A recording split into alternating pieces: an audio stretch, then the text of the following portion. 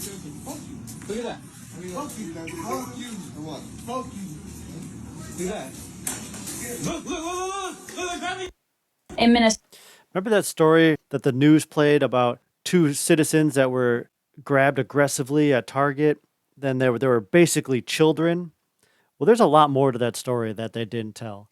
And I have the full video of what happened right before their arrest. But if you're not familiar with the story, here's a little clip that was on the news here in Minnesota. And I want you to pay attention to the language they use to sensationalize the story. Minnesota, ICE detained 2 U.S. citizens. There was no warrant and no stated reason, and they were treated like criminals on the spot. Their valid IDs or passports meant nothing. The 2 individuals were at work when they were suddenly restrained by officers. The entire process was fast and aggressive, as if deliberately timed to catch them completely off guard. Witnesses said they looked barely older than children.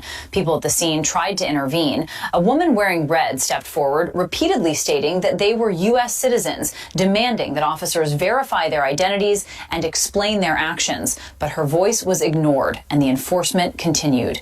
Even more troubling, despite the individuals presenting valid legal identification, officers chose to disregard it, offering no explanation, no clarification, and no immediate correction. At this time, the details are still being verified. But the questions this incident leaves behind can no longer be ignored. When enforcement stops explaining, when identity is no longer verified, could anyone become the next one? I mean, that's pretty sensationalized. I mean, it could happen to anybody, right? Well, in this video, I'm going to show like the 2 minutes leading up to right before they were arrested. And you tell me if this could just happen to anybody, or if Jonathan Garcia may have got himself into hot water with these ICE agents. You doing all right? Huh? I'm not doing all right. What's that? I'm not doing all right. I'm not doing all right. Back up. Yo. See that? Look, they're recording. They're here. What you got doing? Go back up. You good? What's that? You good? Oh, absolutely. Your face. Absolutely. Oh, back up. I'm walking here. Back up. Like that. Do the show. Hey, that's not a nice guy. I don't know, fuck. Good. Fuck you and fuck all y'all. What you gonna do? Hey, you guys American citizens? Fuck you. Huh? None of your business. That's what. Fuck you. All right. See that?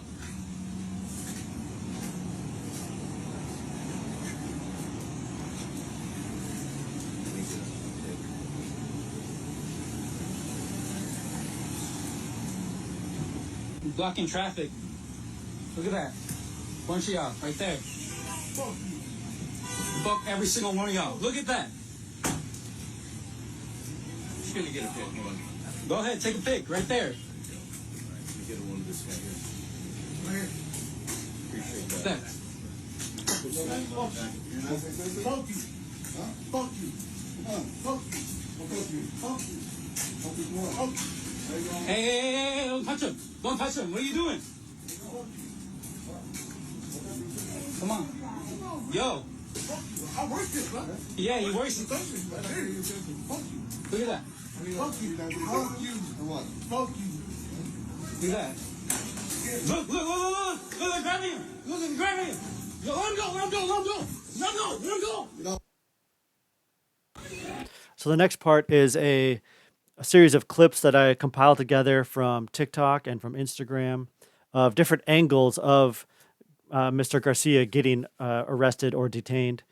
And I try to edit them all together on one track, and forgive me for my editing skills. I'm still kind of learning how to do this, but I did my best, and I think it kind of works. It kind of is put together in a way that I think kind of makes sense, kind of splits your attention. But anyway, here it goes. You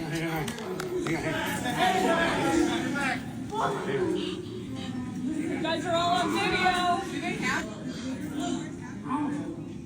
No, take my phone. Hey, you got my phone. What are you doing? Me. Right now, not fucking Minneapolis. Hey, go. Where are you? Hey, I'm working. What's your name? I'll find your family. Jonathan Garcia. I'm literally a U.S. citizen. us the phone number. Get the out of here, right? Why are you kidnapping our Citizen. Why are you? Why? Sir, give us your phone number. We'll call your family. Give us your phone number. At least family. What do you want your family to know? Let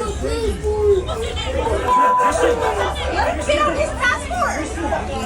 What's your name? What's your name? We'll find your family. Christian, what's your last name? How is this okay? Why are you guys not answering the fucking question? Yeah, record that shit. So it's obviously a very intense situation. And in the background, you can hear Mr. Garcia. You could hear him kind of sobbing in the car. And he says, I have my passport. And obviously, he's very upset. He just got taken down. He just got arrested. He just got put in the vehicle. So he's very upset. This next clip, there's a conclusion to this. Clip shows the third part of Garcia's story. And this woman kind of brings up an interesting point. And I'll let her introduce it. Jonathan Garcia, the Target employee who's a minor and a United States citizen that was arrested and taken at his place of work a couple days ago in Richfield, Minnesota. Well, there's a follow-up video. They released him about 8 minutes away at the Walmart. In the car. This guy right here, they let him out of the vehicle, they tortured him. This guy right here, yeah. Torture. You okay, man? No, I'm not okay. Bro, shit's crazy. My man's bleeding. They slammed me on the ground. We gotta be able to call somebody. This is ridiculous. You got family around? You got somebody here, man? Come on, we in here. Come on, man. You work here, don't you? No, I work at Target. You work, bro. Come on, bro. It's okay. That is so crazy. We great yet?